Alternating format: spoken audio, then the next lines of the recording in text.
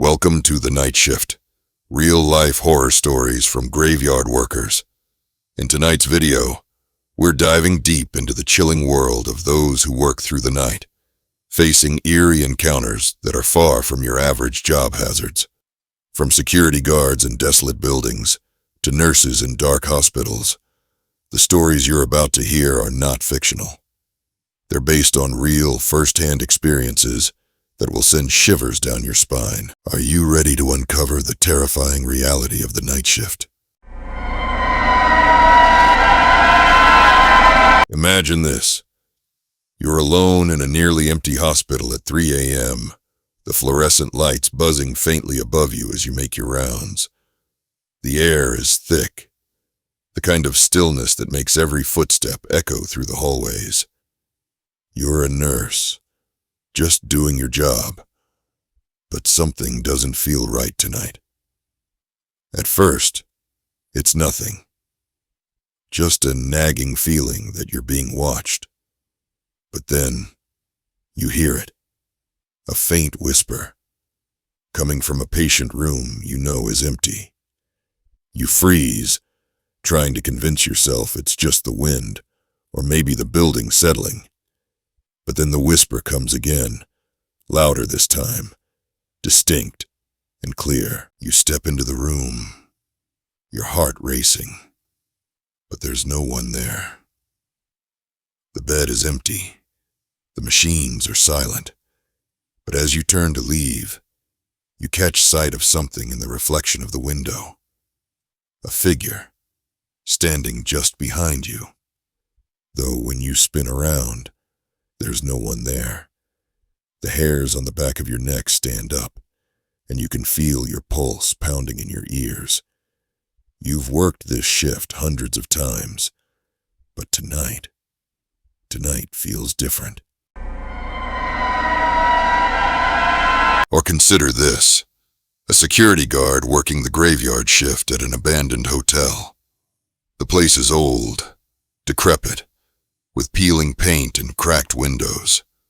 It's been closed for years, but the security company still assigns a guard to patrol the area every night.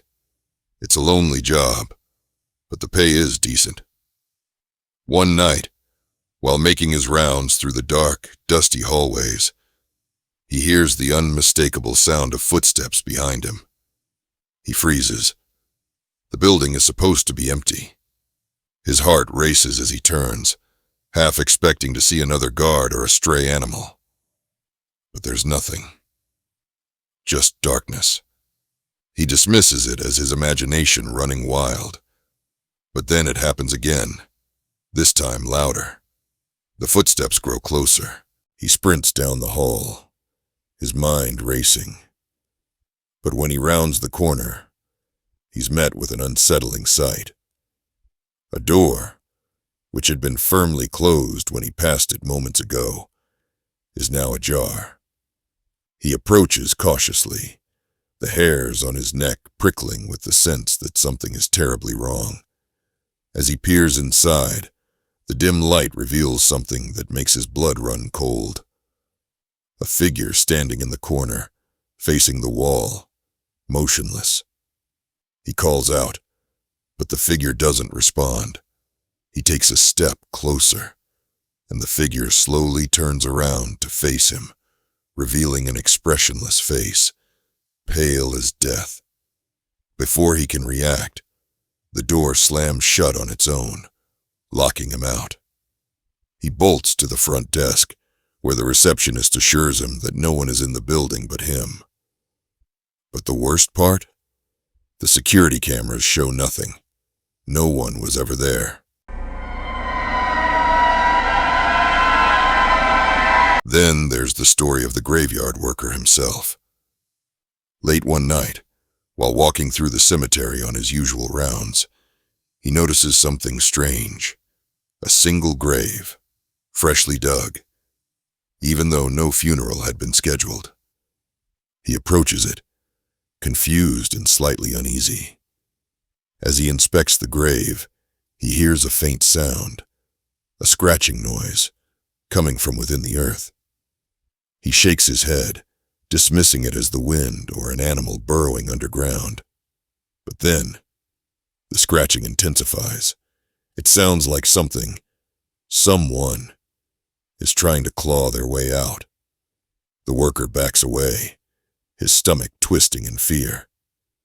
He pulls out his phone to call for help, but before he can dial, he hears a voice, clear as day, whispering his name from behind him. When he spins around, there's no one there, just the quiet rustling of the trees. He doesn't stay long enough to find out what caused the scratching. That night, he quit his job. And finally, there's the experience of a late-night janitor at an old high school. It's a place that has seen better days, creaking floors, flickering lights, and empty classrooms. One night, while mopping the halls, he hears a strange noise coming from the gymnasium. At first, he thinks it's just the wind, but as he gets closer, the sound grows louder. It's unmistakable. Bouncing basketballs. He stops in his tracks, puzzled. The gym is supposed to be locked, and no one is scheduled to be there at this hour. Curious, he steps into the gym. The lights are off, but he can clearly see shadows moving. Ball after ball, bouncing on the court, though no one is there to play. He calls out, "Hello?" But the bouncing continues.